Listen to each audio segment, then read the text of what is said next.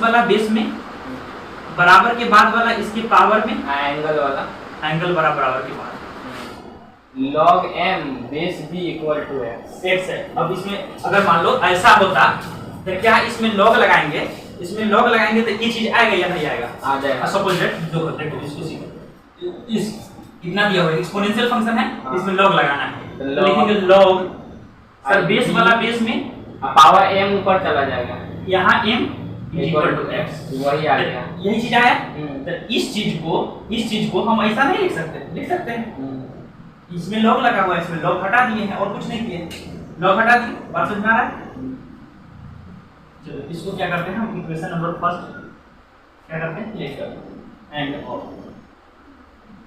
दूसरा चीज यहाँ पर क्या है, दूसरा चीज है log n बेस b, इसको हम y लेट कर लेते हैं, क्या कर लेते हैं, y लेट कर लेते हैं, कोई दिक्कत देन तब। अब इसमें लॉग हटाना है, क्या करना है, लॉग हटाना है, इसमें लॉग लगा हुआ है, हाँ लॉग हटाना है। तो पहले लिखेंगे b उसका power y is equal to n, सही बात है, सही बात, लॉग हट गया। इसको इक्वेशन नंबर हम सेकंड कर लेते हैं, क्या कर लेते हैं, कोई दिक्कत नहीं। हम क्या करते हैं, इन दोनों इक्वेशन को मल्टीप्लाई कर देते हैं, क्या करते हैं, multiplying equation first and second, first theorem है ना? हां फर्स्ट थ्योरम, इसका प्रूफ क्या थ्योरम है पूरा, इक्वेशन देखते हैं फर्स्ट एंड सेकंड कॉमा क्या ठीक दोनों को मल्टीप्लाई कर देते हैं। मल्टीप्लाई करेंगे तो LHS वाले को LHS वाले के साथ RHS वाले को RHS के साथ, मतलब लिखेंगे सर b के पावर x into b के power y is equal to m cross a या m into a, सही बात है। अब देखो यहाँ पर देखो बेस सेम है, पावर डिफरेंट है, गुना के टर्म में है जाएगा, तो इसको ऐसे लिख सकते हैं b के power x plus y is equal to m into n, सही बात है। हाँ सही बात है। अब देखो ये एक्सपोनेंशियल फंक्शन की तरह बिहेव कर रहा है ना, अब इसमें लॉग लगाना है, क्या करना है, अब इसमें लॉग लगाना है। तो कैसे लगाएंगे, देखो पहले लिखेंगे लॉग देखो बेस वाला बेस में अच्छा ये यहाँ पर आ जाएगा m plus n m into n बराबर x प्लस y, सही बात है। देखिए log m into n base b is equal to x किसको लेट किए थे पता है, x लेट किए थे log m log की पावर m और log m नहीं log m पावर नहीं, log के एंगल में है, क्या है log m base b, log m base b को x लेट किए थे है ना, वैल्यू को रिप्लेस कर रहे हैं, फिर से रिप्लेस कर रहे हैं, ओके। और y किसको लेट किए थे, y लेट किए थे log n बेस b, इसी को प्रूफ हो गया, साबित हो गया कि देखो क्या साबित हो गया, log m into n is equal to log m plus log n। अब सबका एंगल क्या होना चाहिए, सेम होना चाहिए, एंगल सेम रहेगा, एंगल को रटने का कोई जरूरी नहीं है, बस log m into n is equal to log m plus log n होता है, बस इतना ही याद रखना है। अगर गुना में रहेगा एंगल, अगर log का एंगल अगर गुना में हो तो दोनों में log सेपरेटली लग जाएगा और दोनों जुट जाएगा, क्या हो जाएगा, दोनों जुट जाएगा। थ्योरम नंबर फर्स्ट, ठीक है ना।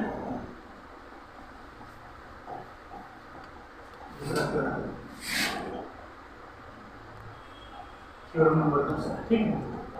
नेक्स्ट थ्योरम कहता है कि log m बटा n इज इक्वल टू क्या होता है, बेस से कोई मतलब नहीं, बेस इक्वल होना चाहिए, बेस बार बार लिखने की कोई जरूरी नहीं, ठीक है ना। क्या होता है log m बटा n मतलब log के जगह पे b नीचे में b लिख सकते हैं, b लिख सकते हैं, e लिख सकते हैं, x लिख सकते हैं, y लिख सकते हैं, कुछ भी लिख सकते हैं, लेकिन दोनों तरफ से हाँ सेम जो भी लिखेंगे LHS RHS में इक्वल होना चाहिए, दोनों चीज सेम होना चाहिए। देखो log m by n is equal to होगा log m minus log n। अब इसका भी प्रूफ दीजिए, अगर मान लो इसका बेस मान लेते हैं e है, क्या है e है, सब में e लगा दें, सब में क्या लगा दिए, इसको पढ़ेंगे log m by n उसका बेस, हाँ log m by n to the base e, log m by n to the base e हाँ is equal to log m base e minus log n base e, log n base e, बोलने में दिक्कत थोड़ा पढ़ने में, हाँ धीरे धीरे हो जाएगा, समझ में है कि नहीं? log m by n base e log m by n, हाँ बेस e यहाँ पर बेस, अगर बेस बोलने में दिक्कत पड़ रहा है डायरेक्टली बोल सकते हैं हम log m by n is equal to log m minus log n, log m बस कहानी खत्म। जो बेस नीचे का बेस का इक्वल वही लिख देंगे, वही लिख देना, बस कॉमन सेंस थोड़ा लगाना है। ई बेस का इक्वल है, खाली log m by n is equal to log m minus log n होता है, बस ऐसे ही याद रखना। log m minus log n n होता है, log m minus log n n होता है। चलो देखो इसको प्रूव करते हैं। हम इसको दो टर्म में अलग अलग सेपरेटली लेट कर लेते, क्या कर लेते, let log m base e is equal to x, then अब देखो log इसमें लगा हुआ है, log हटाना है, log हटाना, पहले बेस वाला तो निकले e के power x is equal to n होगा, बात सही बात है। अच्छा आप करते रहे ना, मुझे दिक्कत तो हम खुद बोल रहे log n base e is equal to y, then second equation को y मान लो, e के पावर y बराबर n, सही बात है। अच्छा तो वो आरएचएस को ही ना कर रहे हैं, हाँ RHS को, तो आरएचएस इसको हम x मान लिए हैं, इसको y मान लिए, ठीक है, कोई दिक्कत वाली बात नहीं। सब में से log हटा दिए और log हटा दिए, एक्सपोनेंशियल फंक्शन मिला दिए, नॉर्मल फंक्शन, एक्सपोनेंशियल फंक्शन, है ना, हाँ एक्सपोनेंट पावर वाला फंक्शन मिला दिए। हम देख रहे हैं हमको एंगल को डिवाइड करना है, क्या करना है, इसमें देखे हैं मल्टीप्लाई करना था तो दोनों को मल्टीप्लाई किए हैं, यहाँ डिवाइड करना है तो लिखेंगे dividing on both side, dividing equation first by क्या चीज सेकंड, कॉमा के डिवाइड, सही बात, फर्स्ट को सेकंड से, देखो एलएचएस वाले को एलएचएस के साथ आरएचएस वाले का आरएचएस, मतलब लिखेंगे सर e के पावर x बटा e के power y is equal to m by n, सही बात है, सही बात है। देखो वो बेस सेम है, पावर डिफरेंट है, भाग में है तो घटेगा, e के power x minus y is equal to m by n, सही बात है, कोई दिक्कत नहीं है। अब एक्सपोनेंशियल फंक्शन है, इसमें log लगाना है, क्या करना है, log लगाना है, देखो कैसे log लगेगा, log एक मिनट रुकिए, log log लगाएगा e के पावर m by n, देखो e बेस में है तो बेस में लिख दिए, अच्छा पावर नहीं है, e log के एंगल में है, e बेस में है, log के क्या चीज में, जैसे देखो साइन है, इसके एंगल में क्या लिखते हैं थीटा, e एंगल में है, इसके बेस में है क्या, इज इक्वल टू क्या होगा, अच्छा e हो गया, सॉरी यहाँ पर e नहीं आएगा, m by n आएगा ना, क्या आएगा, बेस उसका आदि एंगल में m by n आएगा, m by n, अब उधर में x minus x y, minus, सही बात है, वैल्यू को रिप्लेस करना है, okay, log m by n to the base e is equal to x, किसको लेट किए थे पता है, हाँ log e के log m बेस e को x लेट किए थे, माइनस y लेट किए थे log n बेस e, मतलब फाइनली प्रूफ हो गया, साबित हो गया कि log m by n is equal to log m minus log n, base को गोली मार के चलो, बेस के गोली मार दो, समझा है, बेस तो इक्वल है भाई, कॉमन सेंस लगाना है, log m by n is equal to log m minus log n होता है, ठीक है, क्या हो गया, एक और अभी थोड़ा स्पेस हो जाता है, एक और log m के पावर n, log m के power n is equal to होता है n into log m, क्या होता है, log m के पावर, log m के पावर n, आप तो उसको बोलते हैं log देखो m by n उसका पावर e, देखो होगा, उसमें क्या था, ये एंगल में लिखते थे, इसका पावर नहीं लिखते थे, ये एंगल में था, अभी log के एंगल में m है और एंगल का पावर लिख दिए कि n इसके बेस में नहीं लिखे, हम नहीं समझ रहे हैं, हम उस log समझ रहे, जैसे e के पावर m by n है ना, हाँ, हम बोला e का पावर m by n, नहीं, e के पावर m by n वो m by n log का एंगल है, अब बेस में e है, log के बेस में e है, अब यहाँ देखो log के एंगल में m है, एंगल का पावर n है, अब बेस में यहाँ कुछ नहीं है तो अपने मन से मान लो साला की है, क्या मान लो, क्या बात नहीं समझ में आया, समझ में आ गया, log m to the whole power n to the base e, log m to the whole power n, m के पावर n है और बेस क्या है e, is equal to n into log m base e, log m base e, बात समझ में आ रहा है, ये होता है, ठीक है ना, मतलब कंसेप्ट समझो, बेस को गोली मारो, बेस का सेम लिखा जाता है, बेस से हमको कोई बेस पर ध्यान नहीं m उसका पावर n रहेगा, तो जो पावर रहेगा समझो, जो पावर रहेगा वो log से पहले आ जाएगा, पावर क्या है n है ना, n log से पहले आ जाएगा, बस ऐसे याद रखना, ऐसे नहीं याद रखना, याद रखना ऐसे log m के power n is equal to होता है n इनटू log m, बस हो गया, बस इतना ही याद रखना। दोनों में अगर बेस ठोकना ई चाहिए, कुछ छोड़ना है, जो छोड़ना है सिर्फ एज इट इज ठोकना है, बस समझना रहना। log m के पावर n मतलब सीधे समझना है, पावर रहेगा ना, पावर का अगर log के एंगल का पावर अगर हो तो पावर क्या हो जाता है, बाहर निकल जाता है, जैसे sin एंगल थीटा होता है उसी तरह तो ये बाहर निकल जाएगा, n इनटू log m होगा, ठीक है। ये देखो कैसे होगा प्रूफ।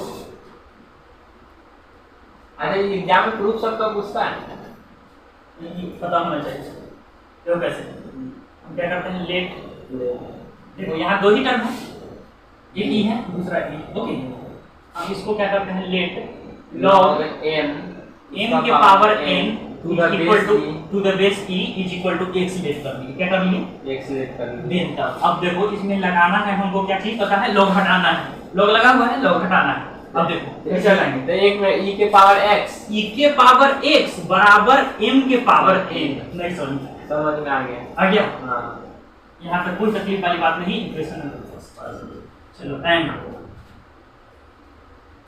देखो ये तो कांस्टेंट है, n बाहर निकल गया, इससे कोई बहस नहीं, हम इसको y मानते हैं, किसको, log m base e, log m to the base e, या शॉर्टली से कर सकते हैं log m बेस e। उतना टू द बेस क्यों करेंगे, उतना वर्ड जोड़ने से कोई फायदा नहीं है, सीधे shortly log m base e, बस हो गया, log m बेस e। इसको हम मान लेते हैं y, क्या मान लेते हैं, is equal to y, then तब और log हटाना है, देखो log कैसे हटेगा, e के power y is equal to n, सही बात, सही बात, इक्वेशन सेकंड कोई दिक्कत वाली बात नहीं, is equal to second, equation क्या सेकंड, तो अब उसमें मल्टीप्लाई करते तो मल्टीप्लाई कर देते हैं इक्वेशन, इसमें डिवाइड कर, इसमें क्या कीजिएगा, इसमें क्या कीजिएगा आप समझो। हम देख रहे हैं कि दोनों इक्वेशन को गौर से देखते हैं तो एक चीज हमें पता चल रहा है, क्या, यहाँ m के पावर n है, यहाँ भी m का पावर n किया जा सकता है, क्या किया जा सकता है, दोनों इक्वेशन को छेड़छाड़ कर रहे हैं, हम क्या कर रहे हैं, m के पावर n किया जा सकता है, किया जा सकता है। अब मैथ क्या बोला पता है, आप जो भी ऑपरेशन कीजिए इस प्रकार कीजिए कि हमारे वैल्यू में कोई चेंजिंग नहीं होना चाहिए। चेंजिंग नहीं करने के लिए जो भी ऑपरेशन करेंगे बोथ साइड करेंगे, क्या करेंगे, बोथ साइड, जोड़ भी कर सकते हैं, घटाव भी, गुणा भी, भाग भी, लेकिन बोथ साइड दोनों तरफ, ठीक है ना। हम taking in power on both side, क्या करते हैं, हम taking in power both side on both side, ऐसा क्यों किए हैं सो भी आगे पता चलेगा, बोथ साइड तो हमारा क्या, हम दोनों तरफ इन पावर ले लेते हैं, क्या पावर, इन पावर ले लेते हैं। तो देखो e के पावर y पावर तो पहले से है, आप इन पावर लेते हैं तो ny हो जाएगा, क्या हो जाएगा, ny, पता चल पा रही है, e के पावर पहले से है, एगो y तो पहले से है, एगो n ले लिए तो ny नहीं हो जाएगा, हां अच्छा m है, इसका पावर क्या ले लेते हैं, m है, इसका पावर n ले लेते हैं। हम क्या किए हैं, जो पावर था ना दोनों तरफ, जो एक्सपोनेंशियल फंक्शन है उसके पावर, उसका पावर क्या ले लिए, n ले लिए दोनों तरफ, सही है। इसको मान लो इक्वेशन नंबर 3, इसको मान लो इक्वेशन, आप सेकंड का लिए है, मतलब फर्स्ट वाला नहीं, फर्स्ट वाला नहीं, केवल इक्वेशन सेकंड में दोनों का पावर दोनों तरफ both side, taking an in equation second power ऐसे, हां तो लिख देना, कोई दिक्कत नहीं। या हम देखो इसे इक्वेशन सेकंड के बाद ये स्टेटमेंट लिखा गया है ना, कॉमन सेंस लगाना है, इक्वेशन सेकंड के बाद ये स्टेटमेंट लिखा गया है, अर्थात ये जो अप्लाई करना है, ये जो फंडा अप्लाई करना है इक्वेशन सेकंड में, काटने के बाद e के पावर y या m आना चाहिए, तो कहां आना है, हां e काटने के बाद क्या चीज, e करने के बाद देखो n से n कट जाएगा तो e के पावर y बराबर m नहीं बचेगा, आराम से बचेगा। ऐसा हम चेंजिंग किए जिससे उसके वैल्यू में नो चेंजिंग, ठीक है, ऐसा कर सकते हैं। ऐसा करने के पीछे राज यही है कि हम देख रहे हैं कि यहाँ पर जैसे बताया सर, आप दोनों इक्वेशन को मल्टीप्लाई कर दिए, यहाँ पर सब डिवाइड कर दिए, यहाँ आप क्या कर सकते हैं, यहाँ तो कुछ ऐसा कोई आपको नजर नहीं आ रहा है, हमको भी नजर नहीं आ रहा है, हम सोचे एक चीज नजर आ रहा है, अगर RHS की वैल्यू बराबर होने वाला है, हम पहले से देख लिए हैं, इसका m के पावर n था, m के पावर यहाँ कुछ नहीं था, तो n का पावर लाया जा सकता है, अगर दोनों की RHS की वैल्यू इक्वल हो जाए तो LHS भी ऑटोमेटिक इक्वल हो जाते हैं, क्या हो जाते हैं, अगर किसी दो अलग अलग इक्वेशन